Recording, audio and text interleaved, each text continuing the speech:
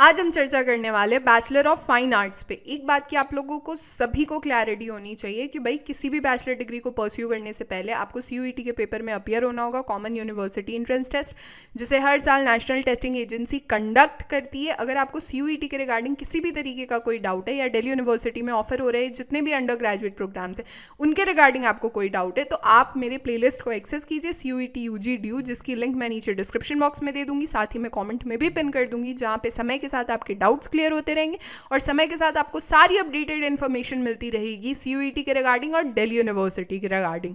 या फिर आप मुझसे 1-on-1 चर्चा भी कर सकते हो मेरी इंस्टाग्राम आईडी पे @mission Delhi University। इवन आप मुझे मेल भी कर सकते हो due.delhibytes@gmail.com, या फिर आप मेरे टेलीग्राम ग्रुप में भी जुड़ सकते हो mission Delhi university for performance booster courses. हमारी ऑफिशियल वेबसाइट पे विजिट कीजिए www.delhibytes.in, या फिर प्ले स्टोर से हमारे ऐप को भी डाउनलोड कर सकते हो दिल्ली बाइट्स। देखो दिल्ली यूनिवर्सिटी में ना बहुत से under graduate degree programs provide किए जाते हैं, लैंग्वेजेस में, साइंस, मैथमेटिक्स एंड टेक्नोलॉजी में, कॉमर्स एंड मैनेजमेंट में। आज हम लोग चर्चा करने वाले फाइन आर्ट्स के रिगार्डिंग, यानी बैचलर ऑफ फाइन आर्ट्स, जो कि टोटल 4 साल का होता है, जिसमें 2 साल फाउंडेशन कोर्स होते हैं, 2 साल स्पेशलाइजेशन होती है। हम समझते हैं कि भाई सब्जेक्ट कॉम्बिनेशन क्या होना चाहिए। उससे पहले एक कॉमन मिनिमम एलिजिबिलिटी क्राइटेरिया क्या होती है कि आप क्लास 12th पास होने चाहिए या फिर क्लास 12th में आप अपीयरिंग होने चाहिए। लिस्ट ए में सारे लैंग्वेजेस मेंशन है जो कि सेक्शन 1A और 1B में बताए गए हैं।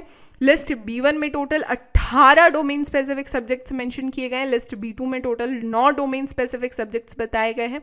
अब देखो यहाँ पे ना आपके पास एक ही कॉम्बिनेशन है, ठीक है, लेकिन जो कॉम्बिनेशन आपको बताया गया उसके साथ आपका प्रैक्टिकल बेस्ड टेस्ट भी होगा, ठीक है। कॉम्बिनेशन क्या कहता है कि भाई आपको कोई एक लैंग्वेज चूज कर लेना है लिस्ट ए से, और जो सेक्शन 3 है जीटी का पेपर उसमें आपको अपीयर होना है, ठीक है। और अगर मान लो आप स्पेशलाइजेशन आर्ट हिस्ट्री चूज करते हो तो वो किस पे बेस्ड रहेगा, आपके एनालिसिस पे, आपके premises and view and critic पे।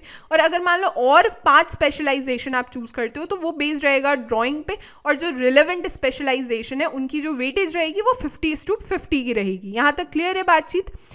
अगर मैं पेपर पे चर्चा करूं तो देखो लैंग्वेज के क्वेश्चन में आपको 40 मैक्सिमम क्वेश्चंस अटेम्प्ट करने हैं, और जीटी के पेपर में आपको मैक्सिमम 50 क्वेश्चंस ही अटेम्प्ट करने हैं।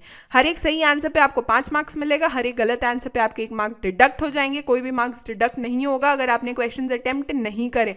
अब जल्दी से मुझे बच्चों कॉमेंट करो किन किन बच्चे को फाइन आर्ट्स में इंटरेस्ट है, और अपने दिल्ली विश्वविद्यालय का फेवरेट कॉलेज भी मुझे कॉमेंट करो। This will be all for this lecture. हमारे सारे सोशल मीडिया के लिंक्स नीचे डिस्क्रिप्शन बॉक्स में अवेलेबल है। Do comment us, do subscribe. Mission Delhi University, powered by Delhi Bytes.